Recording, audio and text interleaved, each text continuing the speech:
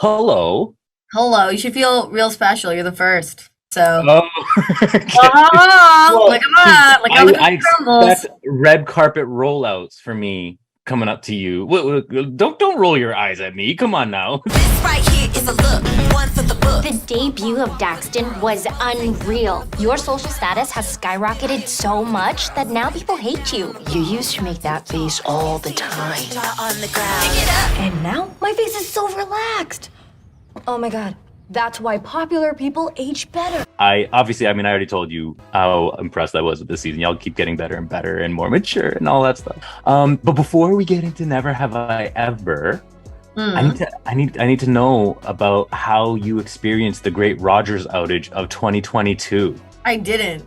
Like, 'cause I you were was in in LA. LA. Well, my experience was just everyone like freaking out about it and like just getting random like messages from my cousins at like in like parking lots.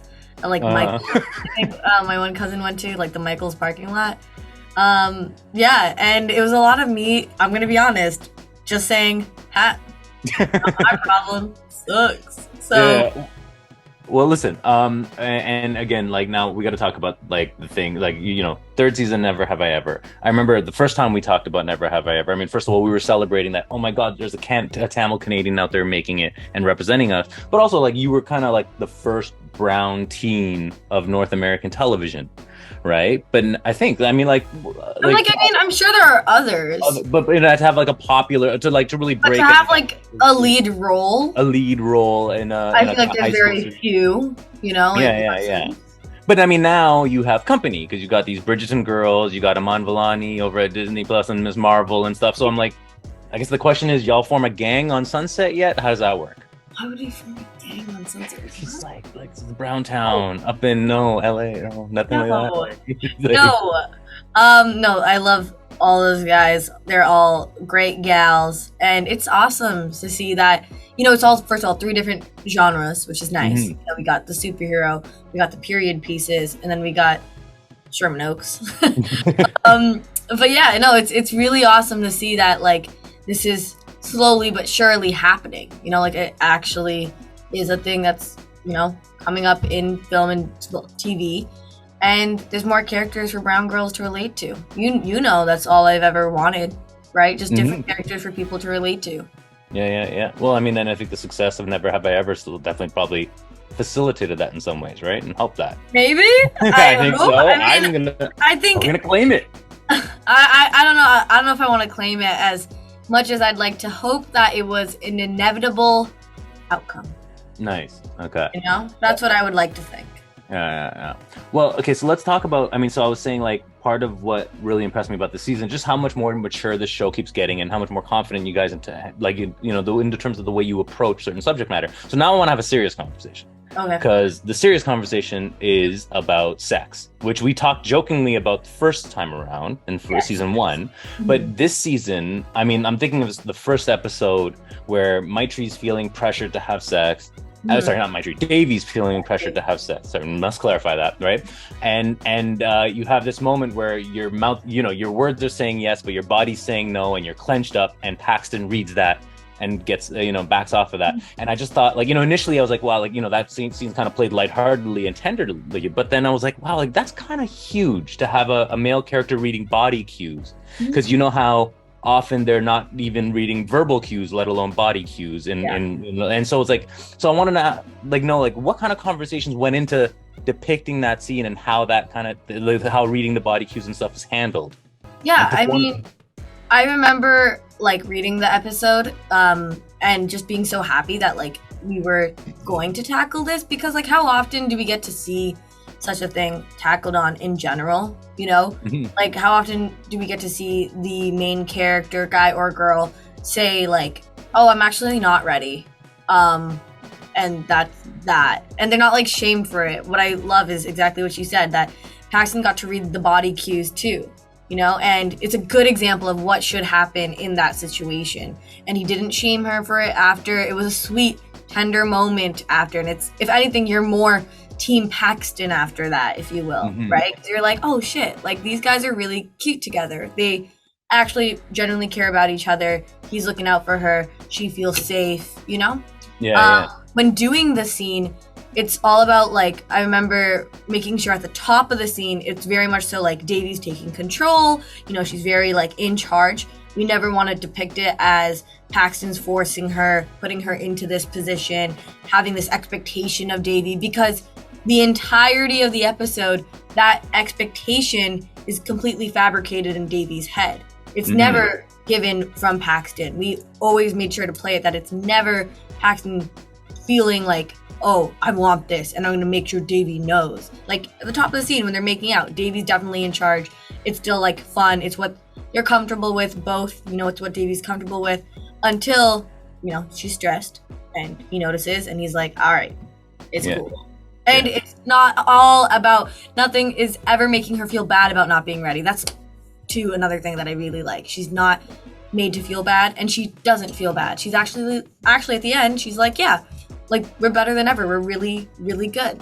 That's wholesome as shit, you know? It's wonderful. It's wonderful. And then, I mean, like you said, again, like, obviously, I'm not watching too many teen dramas or comedies. I mean, I'm watching this because of you, but I mean, the thing is, it's like, I certainly didn't grow up with any kinds of healthy depictions of sex in that way, and I don't think you would have either. I don't think you would have had.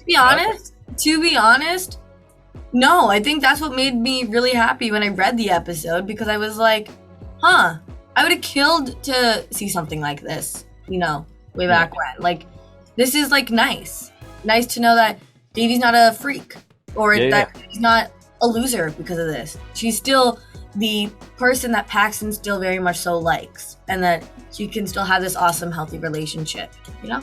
Yeah, absolutely. So then, like, you know, let's talk about once again in the opening episode, right? Like, I think actually, so it was probably like exactly almost like a year ago today where we were having a conversation about the online pressures you're dealing with, right? Like having the attention, the trolls, all the comments directed at you. And so it's interesting in this first episode. Now Davy walks into the hallway. She's really popular because she's with Paxton, and she's got to deal with the online opinions or not just online opinions and people's attention and everyone having their thing. And it's like, oh, she's got opinion. So talk to me about that intersection, about, like, you know, you dealing with that at that time, but also, like, you know, like you kind of coping with, like, the stress of it all, but also playing this character who's kind of coping with the stress of it all as well. I guess I, like, never really thought about it like that, to be honest. While filming it, I think I very much so, I think for Davy, I think what's different between Davy and I in these situations is that for me, it was very much so like, oh my God, people are just like all of these opinions are just there, whether they're good or they're bad or they're backhanded compliments or whatever it was on the vast internet. I think for Davy, when I was doing those scenes and that, like, mind, like that headspace, for that, it was more about not actually really what Davy is hearing people think, but rather what she actually thinks herself. As Paxton calls out later, you know, in the episodes, it's not that she thinks other people don't think that they belong together. She doesn't think that they belong together. Right. For me, with my whole sitch, with the good old internet, the interwebs, it's just hearing those opinions. For Davy, that was more actually of an internal thing that she wanted to pretend was an everybody else problem, but really it was actually her problem. Right. But then, I mean, like, reflecting on that, though, so, I mean, I'm wondering how much you internalize what you hear online. And I'm thinking of just the mental health aspect of it. Yeah. Because I imagine, like, look, with Davy, the way she responded to the things she was hearing and, like, the way those were reinforcing her own insecurities, it led to bad decisions. It led to Davy being destructive. Right. And so just like I feel like even with you don't want to react on what you're hearing online either, because you don't so I mean, how do you cope? How do you take care of your mental health? How do you unplug and dewire and make sure that these things don't affect you? Man, muting notifications is so lovely, so sweet, so amazing. I think my phone is, like, mainly on do not disturb throughout, like, a day. I think on Instagram, I only have, like, notifications on for, like, certain people, and that's it. I, like, don't even get notifications for comments or likes or anything because I don't even want to see it. I don't want to keep track of it. Same thing with Twitter. And also just, like, keeping myself occupied with work, which is, like, another thing I guess we can say is not necessarily the most healthy, because I am a workaholic. That's my realization this season. I have a work problem. Right. But Are you Jaren's character in real life? Like you're gonna have that situation? I hope not. That's so gross. That's so gross. No, I think to stay away from all of that to protect my mental health, it's keeping myself busy with work, or maybe then just going out with friends, or just being around people, like going out for food, so I don't take out my phone at the dinner table because that'd be rude, you know? Like doing things like that, or like going out to like hang out with somebody to whatever kind of event or whatever, or even just like taking a drive, because I can't, be texting and driving. I shouldn't be. Definitely don't do that. That's bad. So I'll just go on a drive because it forces me to not be on my phone. Right. So, one thing I want to get to, by the way, is like, this, and I don't want to reveal how this season handles it, but there's a terrible brown auntie moment in this season, right? So no spoilers, but the terrible brown auntie thing, I think that's a thing. Even for me, like I remember my terrible brown auntie experiences that they would warn my own cousins to not hang out with me because he'll take you to a party or some shit like that. I want to know what is your terrible brown auntie moment? Do you have those? I don't know if I really have one from any actual like literal aunties of like my family. Well, auntie is a loose term in our community. Yeah, that's what I was gonna say. Like I was going there. I was getting there. Okay, I was getting there. Like I got familial, legit aunties to then branch out. I don't know if I've ever had like a straight up moment. Wait, maybe. Honestly, I know this about me. I know a lot of like aunties and uncles because they're just the same. Yeah. Because I'm a very loud, rambunctious, trucker mouthed kind of gal who isn't inclined in math or sciences. Growing up, it's very much so like that judgment of like, bougie kind of vibe. And because I'm just very loud and like open, just minded, and I speak my mind. Many a times I will get like just some like glares and judgment, or just like undertones in conversation of like, you are not a lady. I often get that. That never really fazed me though. I feel like I've never had an upright confrontation either, because like I think they're too scared to say anything. Right. Well, and then I think we could flip this the other way, because the opposite of the terrible brown auntie in this season is also the wonderful mom, the supportive, protective mom, which I think you could experience. And that I can definitely relate to. I think because though I am this rambunctious, loud child, I have an awesome mom that if any auntie or uncle even tried to pull something with me, they wouldn't bother, because it's not even like they're going up against me. They have to also go up against my mom and my dad and my brother. So like because the close family is so close, it's like don't even bother. If you don't like me, just mosey on. It's fine. Who cares? Yeah, well, and here's the thing I want to talk about, like, because I was having this conversation with someone else earlier too. Is like, this is the kind of the year of the Asian mom in terms of movies and television, right? Think of Turning Red, the character voiced by Sandra Oh. I don't know if you watch Everything Everywhere All at Once. Which is 4 times, buddy. You've watched it 4 times? Holy crap! Of course, that's your yeah. So come on, that's my jam. Is it like what do you when you're observing this year, and also the Mom and Miss Marvel, like this year of like depicting supportive brown mothers or Asian moms, are you noticing that trend now? Is it just a moment we're living in? I think honestly, I don't think it's necessarily a trend, because I think all of those moms that were just mentioned are all very different characters, I think the two biggest things that make them similar is A, they're Asian, and then B, they love their kid.